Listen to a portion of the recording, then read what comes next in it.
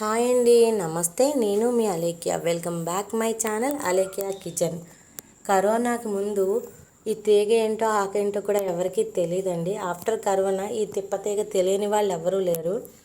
ఎందుకంటే దీనిలో ఉన్న ఔషధ గుణాలు కానీ, ఇది తీసుకుంటే మనకి బ్లడ్ ఇన్ఫెక్షన్స్ ఇవన్నీ కూడా బాడీలో ఉన్న ఇన్నర్ ఇన్ఫెక్షన్స్ అన్నీ కూడా తగ్గుతాయండి.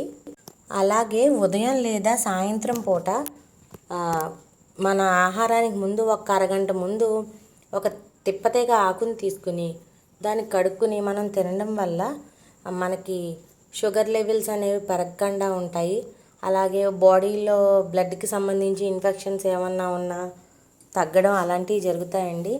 ఇలా వాటర్ని ఒక 10 నుంచి 12 నిమిషాలు మనం తిప్పతీగ ఆకులు వేసి బాయిల్ చేసుకున్నాక మనం అందులో తాటి బెల్లం వేసుకోవాలండి. వేసుకుని అలా అది కరిగే వరకు కూడా బాగా కలపాలన్నమాట. ఇవన్నీ కూడా మా అత్తయ్య గారు వాళ్ళు క్రమం తప్పకుండా పాటిస్తారనమాట.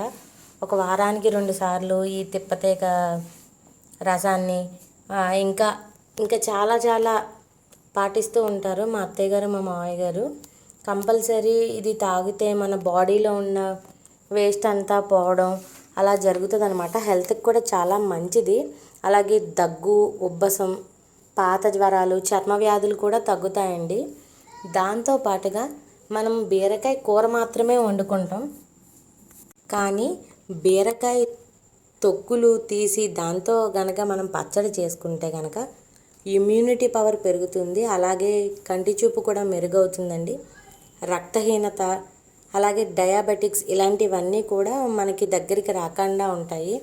ఆ బీరకాయని మనం ముక్కలుగా కోసి ఎలా అయితే కూర చేసుకుంటామో ఈ తొక్కలు కూడా, అంటే మనం చేతి చూసుకుంటాం కదా, ఆ తొక్కల్ని చూసుకుని నీట్గా కడుక్కుని పక్కన పెట్టుకుని 4 వెల్లుల్లి రెమ్మలు, కొంచెం జీలకర్ర, ఒక గుప్పెడు వేరుశనగ గుళ్ళు, ఒక చిన్న చింతపండు, ఒక టమాటా, మీకు ఎంత కారం కావాలో అంత కారానికి సరిపడా పచ్చిమిర్చి వేసుకోవాలండి.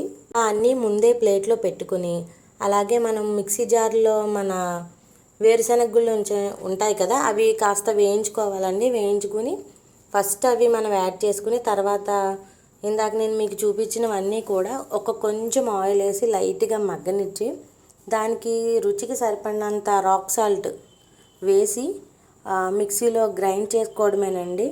మెత్తగా ఫైన్ పేస్ట్ కింద చేసుకుంటే చాలా బాగుంటుంది అనమాట పచ్చడి. అలాగే పోపు కూడా పెట్టుకుంటే ఇంకొంచెం రుచి పెరుగుతుందన్నమాట. ఇలా మనం బీరకాయ కూర వండినప్పుడల్లా ప్రతిసారి ఇలా చేసుకుంటే కూర రుచితో పాటు పచ్చడి కమ్మదనం కూడా మనకి తెలుస్తుందండి. ఒక్కసారి మీరు ఇలా ట్రై చేసి చూడండి. చాలా అంటే చాలా బాగుంటుంది. తిన్నారంటే మాత్రం మళ్ళీ వదిలిపెట్టరనమాట, అంత బాగుంటుంది. అలాగే మా వీడియోస్ కనుక మీకు నచ్చినట్లయితే లైక్ చేయండి, షేర్ చేయండి, సబ్స్క్రైబ్ చేయండి, పక్కనున్న బెల్ సింబల్ని క్లిక్ చేయండి. కొత్త పాత రకం వంటకాల గురించి తెలుసుకోవడానికి మా ఛానల్ని విజిట్ చేయండి.